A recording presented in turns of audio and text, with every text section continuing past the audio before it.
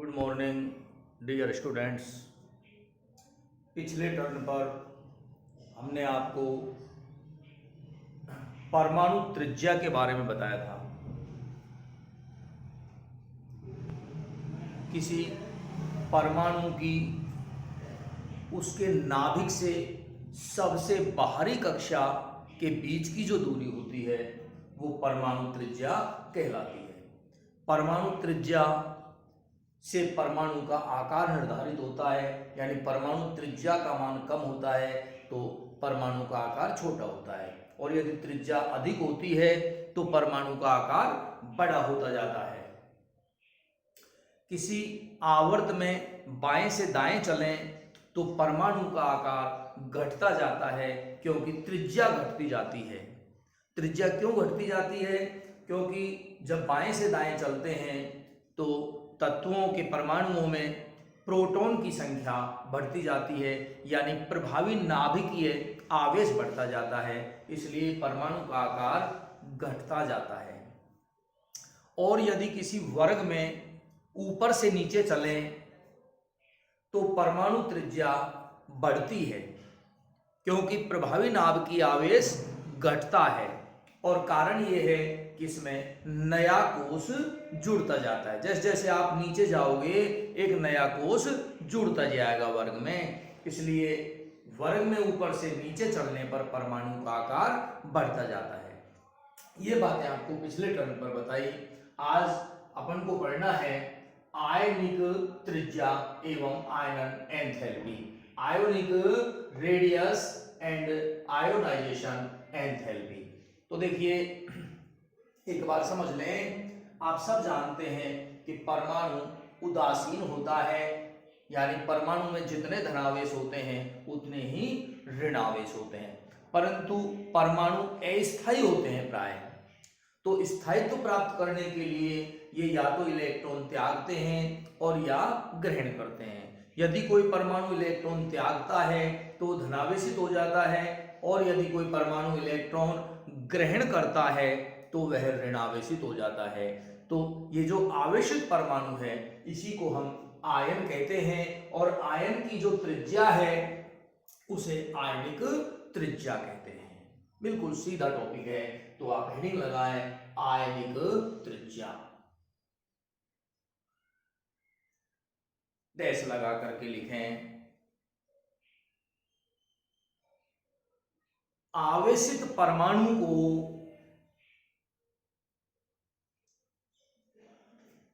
आवेशित परमाणु को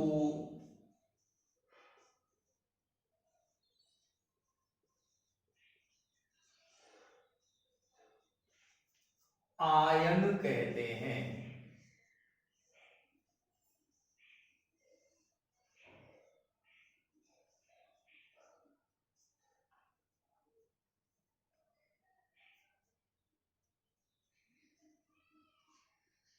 जब परमाणु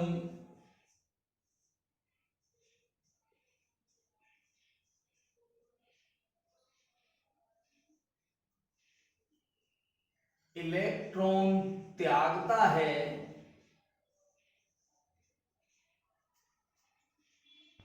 तो धन आयन बनता है, और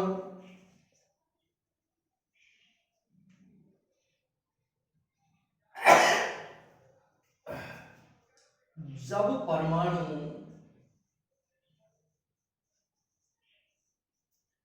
इलेक्ट्रॉन ग्रहण करता है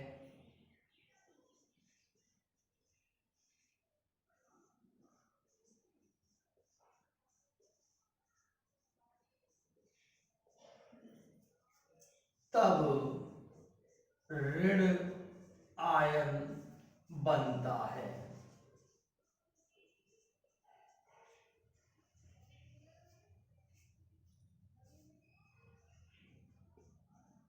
किसी आयन की, ये आयन धन आयन भी हो सकता है और ऋण आयन भी हो सकता है, किसी आयन की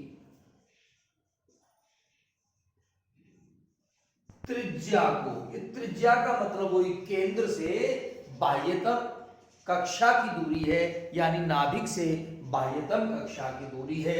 अब ये दूरी अगर परमाणु की है तो परमाणु त्रिज्या, और ये दूरी आयन की भी है तो आयनिक त्रिज्या। तो किसी आयन की त्रिज्या को आयनिक त्रिज्या कहते हैं। आयनिक त्रिज्या कहते हैं।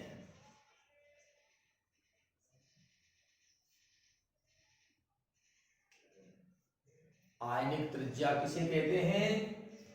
किसी आयन की त्रिज्या को ही उसकी आयनिक त्रिज्या यानी आयनिक रेडियस कहते हैं।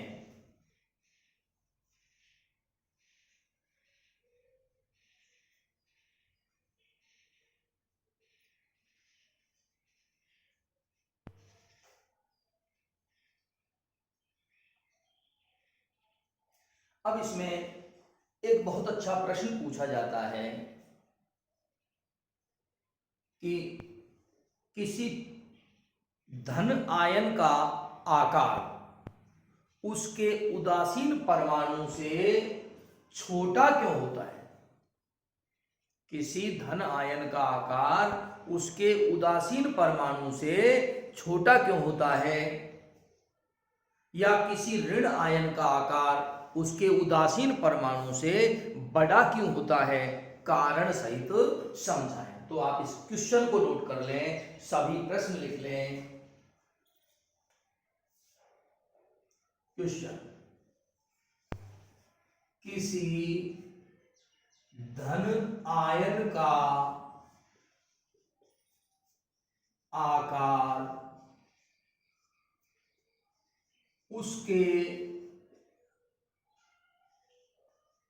परमाणु से छोटा क्यों होता है?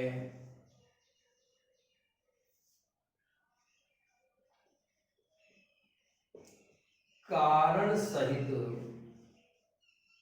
समझाइए।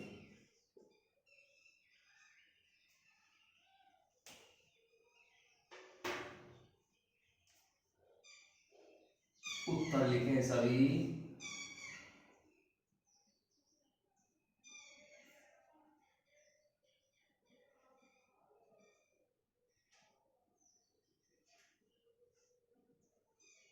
जब परमाणु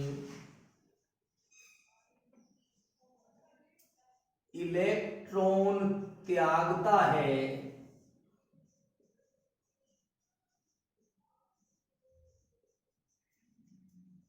तब धन आयन बनता है। कोई भी परमाणु, परमाणु उदासीन होता है, तो कोई भी उदासीन परमाणु जब इलेक्ट्रॉन त्यागता है तब धनायन बनता है।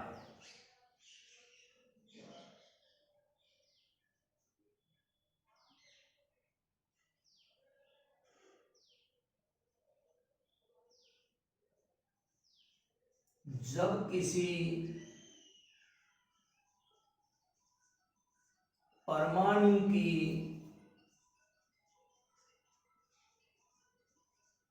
बाह्यतम कक्षा से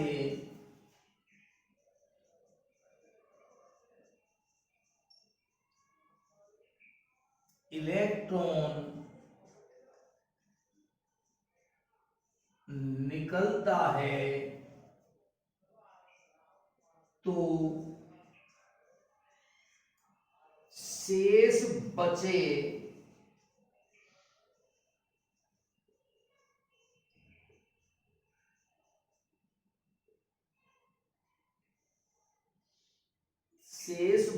इलेक्ट्रॉनों पर नाभिक का आकर्षण बल, नाभिक का आकर्षण बल जिसे आप जानते हैं प्रभावी नाभिकीय आवेश कहते हैं।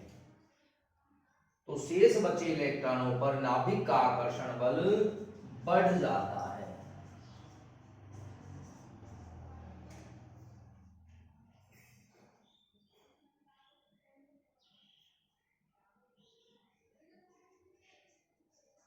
फलस्वरूप त्रिज्या कम होने के कारण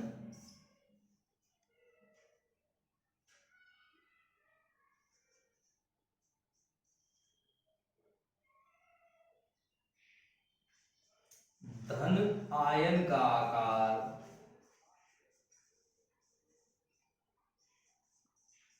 उसके संगत उदासीन परमाणु से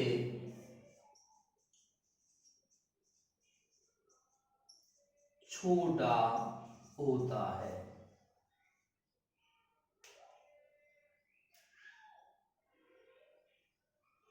बिल्कुल इजी क्वेश्चन है, बहुत आसान प्रश्न है कि धनायन का जो आकार है वो उसके संगत परमाणु से, यानी उस परमाणु से जिससे वो आयन बना है उससे छोटा होता है। और छोटा क्यों होता है? क्योंकि जब धनायन बनता है तो परमाणु इलेक्ट्रॉन त्यागता है। जब परमाणु इलेक्ट्रॉन त्यागता है तो बाह्यतम कक्षा में इलेक्ट्रॉनों में कमी हो जाती है, जबकि धनावेश उतने ही हैं, यानी नाभिक के द्वारा लगने वाला आकर्षण बल उतना ही है। अब पहले वो ज्यादा इलेक्ट्रॉनों पर लगता है और फिर जब इलेक्ट्रॉन निकल जाता है तो कम इलेक्ट्रॉनों पर लगता है। तो कम इलेक्ट्रॉनों पर लगने के कारण प्रभावी नाभ की आवेश बढ़ेगा। प्रभावी नाभ की आवेश बढ़ेगा तो परमाणु त्रिज्या घटेगी। परमाणु त्रिज्या घटेगी तो धनायन का आकार उसके संगत उदासीन परमाणु से छोटा हो जाएगा।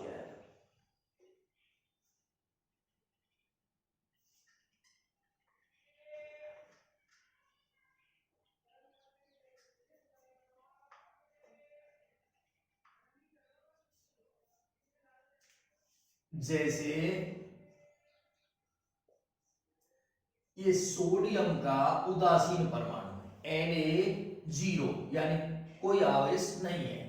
इसका इलेक्ट्रॉन विन्यास है 2 8 1, 11वें नंबर पर आता है।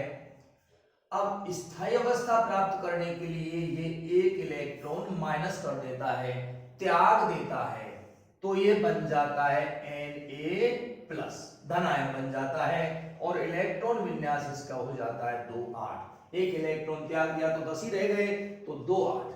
अब यदि हम इसके परमाणु का चित्र बनाएं, सोडियम के परमाणु का, तो सोडियम के परमाणु का चित्र बनेगा जिसमें कोष होंगे 3। ये इसका नाभिक हो गया जिसमें न्यूट्रॉन और प्रोटॉन है। अब ये हो गई इसके बाहर इसकी पहली कक्षा, जिसको आप के या 1 से प्रदर्शित करते हैं, और इसमें इलेक्ट्रॉन 2 होंगे, तो ये 2 इलेक्ट्रॉन इसमें चक्कर लगाएंगे पहली कक्षा में। इसके बाहर ये दूसरी कक्षा है जिसमें 8 इलेक्ट्रॉन हैं, 1 2 3 4 5 6 7 8। अब तीसरी कक्षा और है इसमें जिसमें ये 1 इलेक्ट्रॉन है। तो ये चित्र हो गया सोडियम के परमाणु का। अब देखिए अपन बात करें सोडियम धनायन की। ये तो सोडियम के परमाणु का चित्र है। अब सोडियम के धनायन का चित्र बनाए तो ये इसमें नाभिक हो गया जिसमें न्यूट्रॉन और प्रोटॉन है। अब ये पहली कक्षा हो गई के, इसमें 2 इलेक्ट्रॉन हैं, ये 2 इलेक्ट्रॉन बता दिए। अब ये दूसरी कक्षा जिसमें 8 इलेक्ट्रॉन हैं,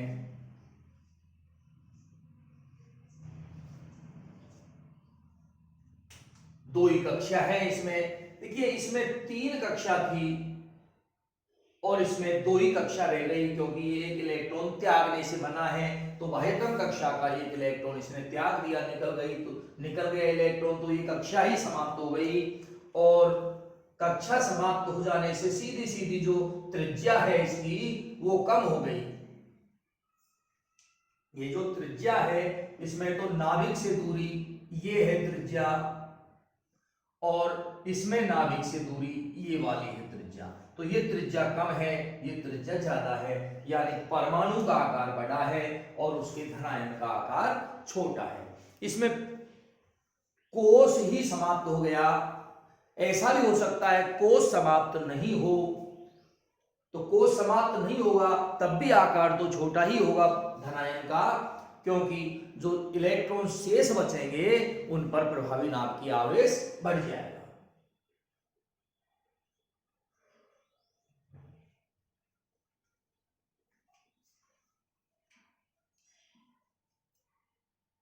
नेक्स्ट क्वेश्चन लिखें। अगला प्रश्न, ऋण आयन का आकार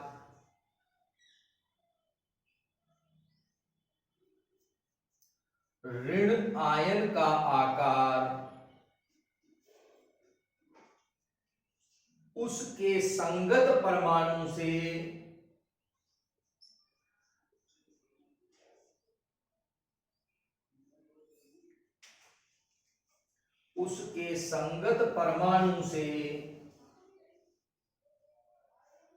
बड़ा होता है, क्यों?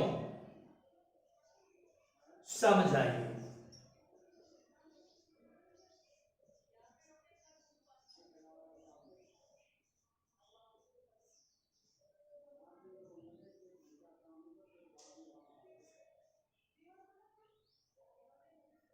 किसी ऋणायन का आकार उसके संगत परमाणु से बड़ा होता है, क्यों?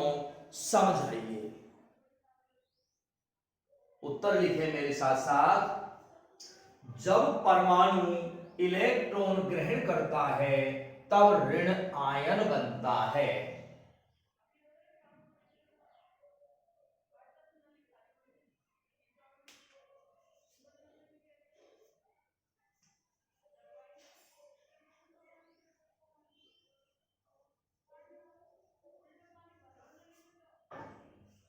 जब किसी परमाणु की बाह्यतम कक्षा में इलेक्ट्रॉन जुड़ता है, इलेक्ट्रॉन ग्रहण कर रहा है इसका मतलब जुड़ रहा है, इलेक्ट्रॉन जुड़ता है तो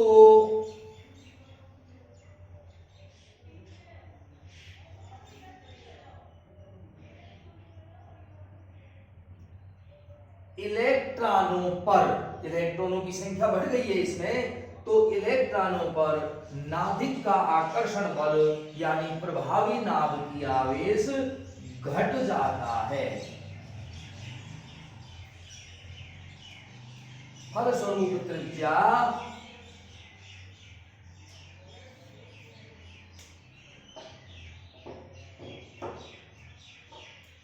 बढ़ जाने के कारण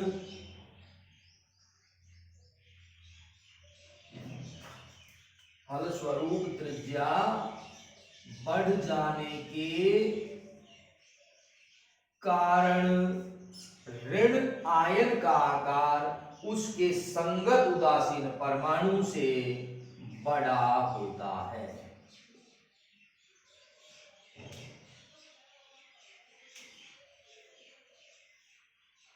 नोट कर लें, जब परमाणु इलेक्ट्रॉन ग्रहण करता है तब ऋण आयन बनता है।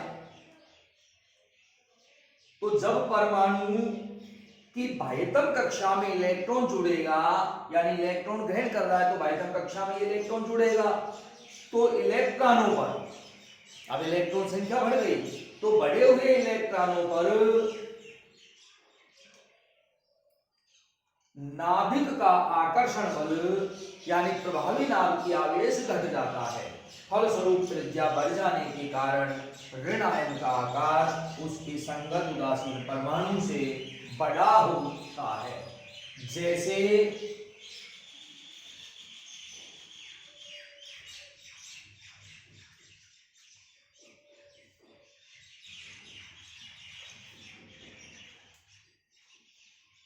ये क्लोरीन का परमाणु है उदासीन।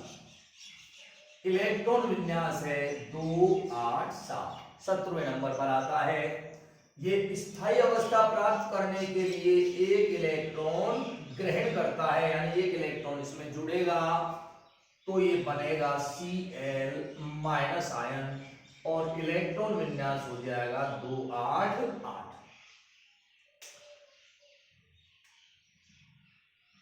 अब इनके परमाणु, इनके चित्र बनाए क्लोरीन परमाणु का और क्लोराइड ऋण आयन का। तो देखिए इसमें ये नाभिक हो गया जिसमें न्यूट्रॉन और प्रोटॉन है। ये पहली कक्षा है जिसमें 2 इलेक्ट्रॉन है।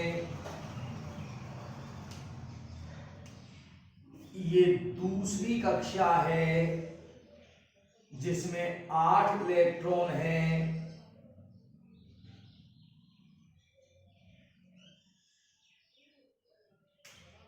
और ये तीसरी कक्षा यानी बाह्यतम कक्षा है जिसमें 7 इलेक्ट्रॉन है।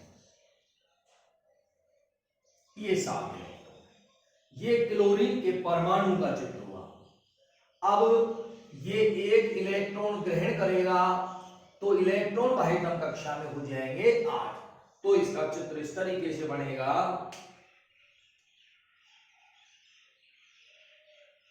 ये तो हो गया इसका नाभिक जिसमें न्यूट्रॉन और प्रोटॉन है। ये पहली कक्षा हो गई जिसमें 2 इलेक्ट्रॉन हैं।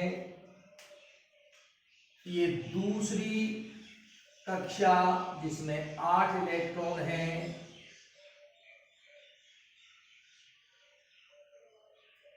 और ये बाह्यतम कक्षा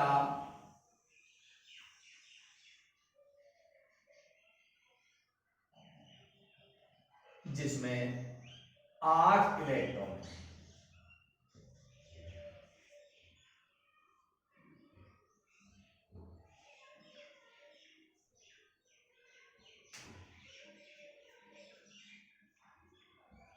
तो देखिए ये क्लोरीन का परमाणु है, ये क्लोरीन का आयन है, क्लोराइड ऋण आयन है। तो ऋण आयन का ये जो आकार है ये बड़ा होगा अपेक्षाकृत इसके, यानी परमाणु का आकार छोटा होगा और इससे बने आयन का आकार बड़ा होगा। ऐसा क्यों हुआ? क्योंकि यहां पर ये जो नाभिक है ये 7 इलेक्ट्रॉनों पर बल लगा रहा है, यानी 7 इलेक्ट्रॉनों को खींच रहा है और यहां पर ये 8 इलेक्ट्रॉनों को खींचेगा। तो ये जो बल लगेगा इस बल का मान तुलनात्मक रूप से कम हो जाएगा। बल तो नाभिक वही लगा रहा है पर यहां वो बल लग रहा था 7 इलेक्ट्रॉनों पर और यहां पर वो बल लग रहा है अधिक संख्या में इलेक्ट्रॉनों पर, यानी 8 इलेक्ट्रॉनों पर।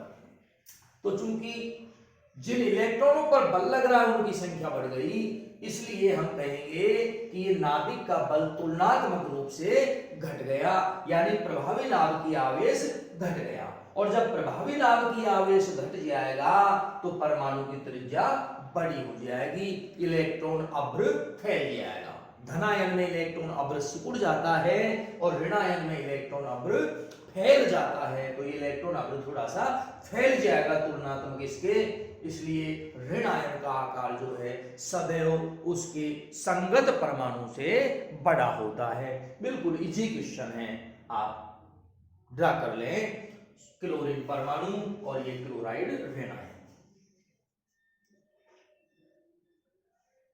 यदि आप लिखने से रह भी जाते हैं तो आप बीच बीच में स्क्रीनशॉट ले लें और बाद में उतार लें।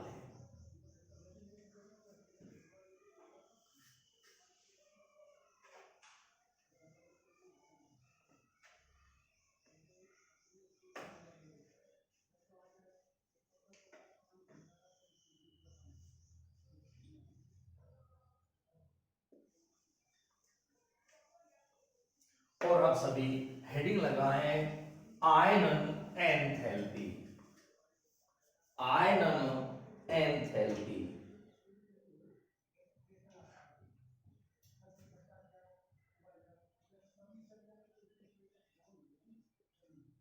आयनन एंथैल्पी, आयोनाइजेशन एंथैल्पी।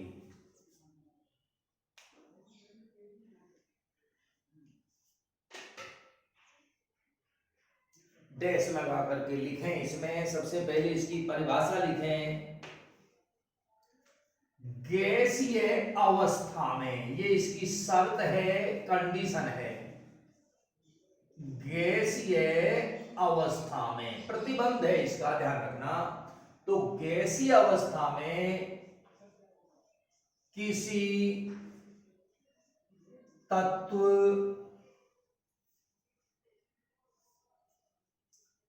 के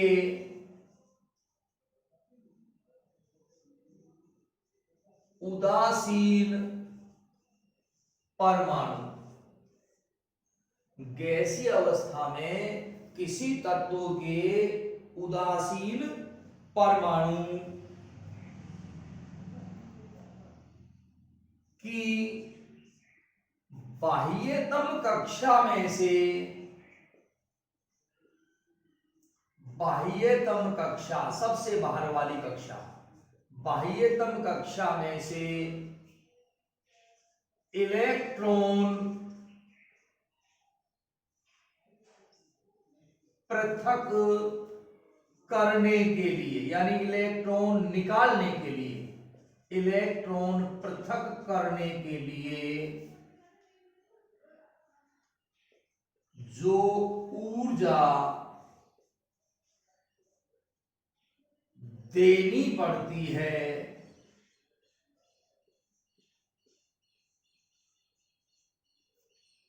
उसे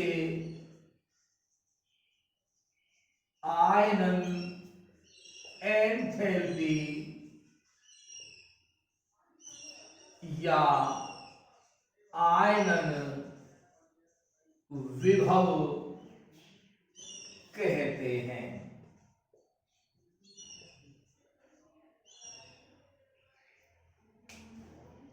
गैसीय अवस्था में किसी तत्व के उदासीन परमाणु की बाह्यतम कक्षा में से इलेक्ट्रॉन निकालने के लिए या पृथक करने के लिए जो ऊर्जा हमको लगानी पड़ती है, जो ऊर्जा देनी पड़ती है, उस ऊर्जा को ही आयनन एंथैल्पी या आयनन विभव कहते हैं।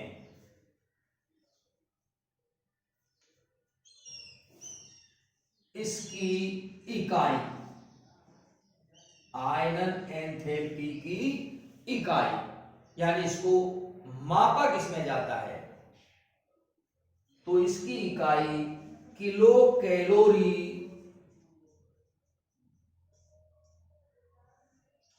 प्रति मोल, या किलो कैलोरी की जगह किलो जूल प्रति मोल, या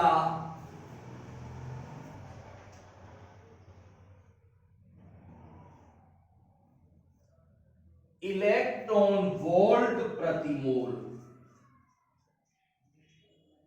इलेक्ट्रॉन वोल्ट प्रति मोल होती है।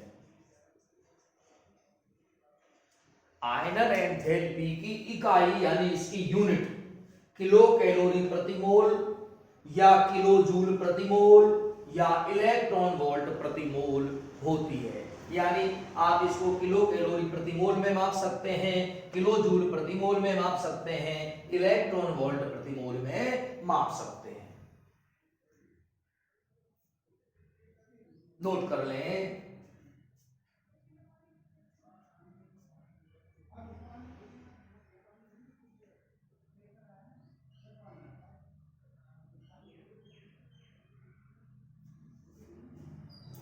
गैसीय अवस्था में किसी तत्व के उदासीन परमाणु की सबसे बाहर वाली कक्षा में से इलेक्ट्रॉन निकालने के लिए जो ऊर्जा लगानी पड़ती है, उस ऊर्जा को ही आयनन एंथैल्पी यानी आयनन विभव कहा जाता है। आयनन विभव को मापने की इकाई किलो कैलोरी प्रति मोल होती है। अब देखिए ध्यान से समझें, जैसे ये सोडियम का परमाणु है Na, आप जानते हैं इसका इलेक्ट्रॉन विन्यास है 2 8 1, 11 नंबर पर आता है। अब आप इसमें से एक इलेक्ट्रॉन निकालना चाहते हैं तो ये माइनस हो जाएगा एक इलेक्ट्रॉन और ये बन जाएगा Na+ और इलेक्ट्रॉन विन्यास हो जाएगा इसका 2 8। तो इस इलेक्ट्रॉन को निकालने के लिए आपको ऊर्जा देनी पड़ेगी, यानी इसमें ऊर्जा प्लस करनी पड़ेगी।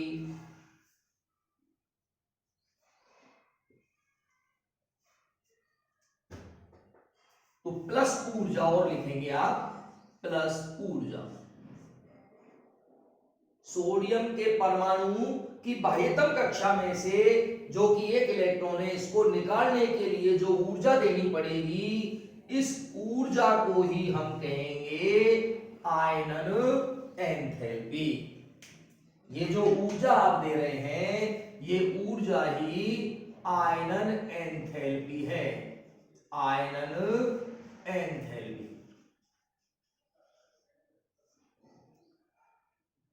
और ये बन जाएगा Na+, इलेक्ट्रॉन विन्यास हो जाएगा 2 8। तो बाह्यतम कक्षा में से एक इलेक्ट्रॉन निकालने के लिए जो ऊर्जा दी गई है वो आयनन एंथैल्पी है और इसको हम कहते हैं आयनन एंथैल्पी प्रथम। अब यदि हम एक इलेक्ट्रॉन और निकालना चाहें, बाह्यतम कक्षा तो इसकी समाप्त हो गई, लेकिन अंदर वाली कक्षा में से भी तो हम निकाल सकते हैं। और इलेक्ट्रॉन निकालना चाहें तो Na+, जिसकी बाह्यतम कक्षा में 8 इलेक्ट्रॉन है, इसमें से हम एक इलेक्ट्रॉन और निकालना चाहें तो फिर हमको ऊर्जा लगानी पड़ेगी, ऊर्जा देनी पड़ेगी। और जब इसमें से इलेक्ट्रॉन निकल जाएगा तो ये बन जाएगा Na++, यानी Na+2 और इलेक्ट्रॉन विन्यास इसका रह जाएगा 2 7। ये जो ऊर्जा लगानी पड़ रही है, ये ऊर्जा भी क्या है, आयनन एंथैल्पी, और इसको कहते हैं आयनन एंथैल्पी द्वितीय। यानी एक इलेक्ट्रॉन निकालने के लिए, प्रथम एक इलेक्ट्रॉन निकालने के लिए जो ऊर्जा देनी पड़ेगी वो आयनन एंथैल्पी प्रथम, और एक और इलेक्ट्रॉन निकालने के लिए जो ऊर्जा देनी पड़ेगी वो आयनन एंथैल्पी द्वितीय। और अगर एक इलेक्ट्रॉन और निकालना चाहें तो जो ऊर्जा देनी पड़ेगी वो आयनन एंथैल्पी तृतीय हो जाएगी।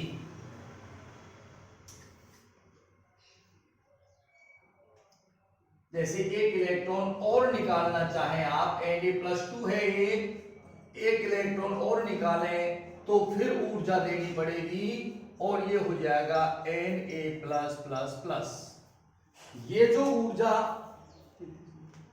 आप दे रहे हैं इसे कहते हैं आयनन एंथैल्पी तृतीय। अब यहां ये ध्यान देने की बात है कि प्रथम एक इलेक्ट्रॉन निकालने के लिए जो ऊर्जा दी वो आयनन एंथैल्पी प्रथम, एक और इलेक्ट्रॉन निकालने के लिए जो दी वो आयनन एंथैल्पी द्वितीय, एक और निकालने के लिए जो ऊर्जा दी वो आयनन एंथैल्पी तृतीय। लेकिन ध्यान रखने की बात यह है कि इनका मान बराबर नहीं होगा। आयनन एंथैल्पी तृतीय का मान सबसे ज्यादा होगा, यानी सर्वाधिक ऊर्जा देनी पड़ेगी। यहां पर आयनन एंथैल्पी द्वितीय का मान अपेक्षाकृत कम होगा और आयनन एंथैल्पी फर्स्ट का मान सबसे कम होगा। कहने का मतलब आप ध्यान से समझें, प्रथम इलेक्ट्रॉन निकालने के लिए ऊर्जा जो देनी पड़ेगी वो आयनन एंथैल्पी सेकंड है। अब जैसे इसमें से एक इलेक्ट्रॉन आपने निकाल दिया तो आपको पता है शेष बचे इलेक्ट्रॉनों पर नाभिक का आकर्षण बल बढ़ जाएगा, यानी प्रभावी नाभिकीय आवेश बढ़ जाएगा। इसलिए अगला इलेक्ट्रॉन यदि और निकालना चाहते हैं तो पहले के बजाय ज्यादा ऊर्जा देनी पड़ेगी और वो होगी आयनन एंथैल्पी द्वितीय। अब दूसरा इलेक्ट्रॉन निकल जाने के बाद प्रभावी नाभिकीय आवेश और ज्यादा बढ़ गया, नाभिक का आवेश और बढ़ गया। तो अब और इलेक्ट्रॉन यदि निकालना चाहते हैं तो और अधिक मात्रा में ऊर्जा देनी पड़ेगी, जिसे आप कहेंगे आयनन एंथैल्पी तृतीय। तो यहां पर हमने ये जो बताया इनमें आयनन एंथैल्पी तृतीय का मान यानी इस ऊर्जा का मान सर्वाधिक होगा और आयनन एंथैल्पी प्रथम का मान सबसे कम होगा। ये आयनन एंथैल्पी प्रथम नोट कर लें। और इसकी आवर्तिता भी आप लिख दें। आवर्तिता यानी आपसे यह भी पूछा जा सकता है कि आप किसी वर्ग में या आवर्त में जब चलते हैं तो आयनन एंथैल्पी का मान कैसे बदलता है, कैसे प्रभावित होता है। देखिए, किसी आवर्त में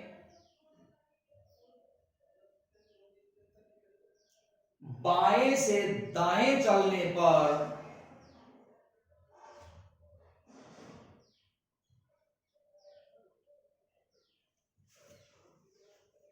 किसी आवर्त में बाएं से दाएं चलने पर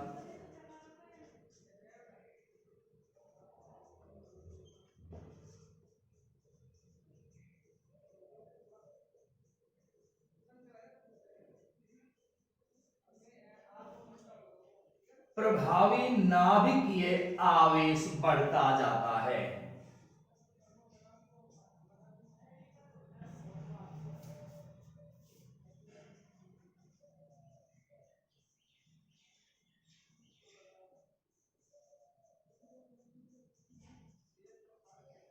किसी भी आवर्त में बाएं से दाएं चलें तो आपको पता है नाभिक में प्रोटॉन बढ़ते हैं, धनावेश इकाइयां बढ़ती हैं, इसलिए नाभिक का आकर्षण बल यानी प्रभावी नाभिकीय आवेश बढ़ता है।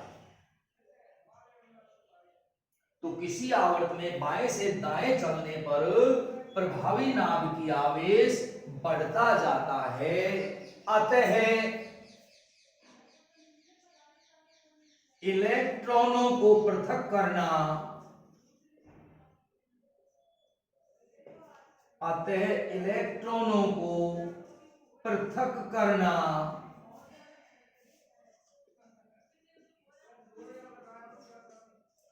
कठिन होता जाता है। अतः इलेक्ट्रॉनों को पृथक करना कठिन होता जाता है। इसलिए आयनन एंथैल्पी का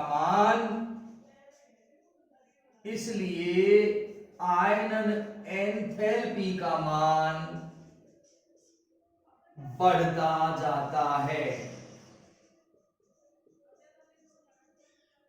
यानी आवर्त में बाएं से दाएं चलोगे तो प्रथम आयनन एंथैल्पी कम होगी, द्वितीय ज्यादा होगी, तृतीय और ज्यादा होगी, क्योंकि नाभिक का आकर्षण बढ़ने के कारण बाह्यतम कक्षा में से इलेक्ट्रॉनों को एक एक करके पृथक करना मुश्किल होता जाएगा।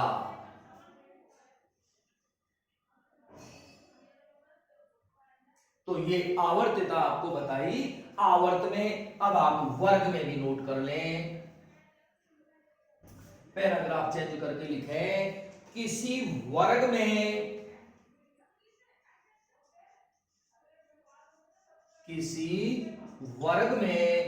ऊपर से नीचे चलें, ऊपर से नीचे की ओर चलें तो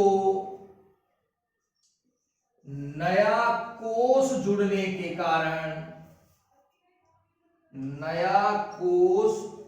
जुड़ने के कारण प्रभावी नाभिकीय आवेश घटता जाता है।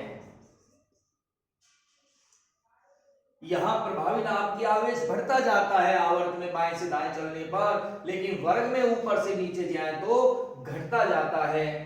अतः इलेक्ट्रॉनों को पृथक करना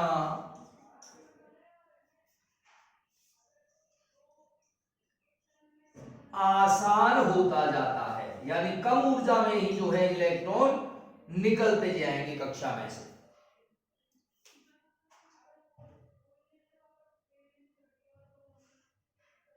अतः इलेक्ट्रॉनों को पृथक करना आसान होता जाता है। इलेक्ट्रॉनों का संयोजन ढीला पड़ता जा रहा है क्योंकि प्रभावी नाप की आवेश घटता जा रहा है, तो इलेक्ट्रॉनों को पृथक करना आसान होता जाता है। अतः आयनन एंथैल्पी का मान घटता जाता है। तो बहुत ही इंपॉर्टेंट क्वेश्चन आज आपको बताया, दोनों ही बहुत अच्छे प्रश्न हैं। आयनिक त्रिज्या की परिभाषा आपसे पूछ सकता है, और ऋणायन का आकार बड़ा क्यों होता है, धनायन का आकार छोटा क्यों होता है, ये प्रश्न आपसे पूछा जा सकता है, बहुत इंपॉर्टेंट। और इससे भी ज्यादा इंपॉर्टेंट है आयनन एंथैल्पी। आयनन एंथैल्पी से आप क्या समझते हैं, और आयनन एंथैल्पी वर्ग में और आवर्त में किस प्रकार परिवर्तित होती है, समझाइए। बहुत ही इंपॉर्टेंट क्वेश्चन है, आप ढंग से समझें, याद करें, और कोई समस्या हो तो कमेंट्स के जरिए पूछ लें। और देखिए, हम इतनी मेहनत करते हैं और फिर आप यदि रेस्पॉन्स नहीं दिखाते, कमेंट्स नहीं करते, लाइक नहीं करते, तो फिर मेहनत करने का मन कम हो जाता है। इसलिए आपको टॉपिक अच्छे लगते हैं, लाइक अवश्य करें, चैनल को सब्सक्राइब जरूर कर लें ताकि आपको नोटिफिकेशन मिल जाए। धन्यवाद।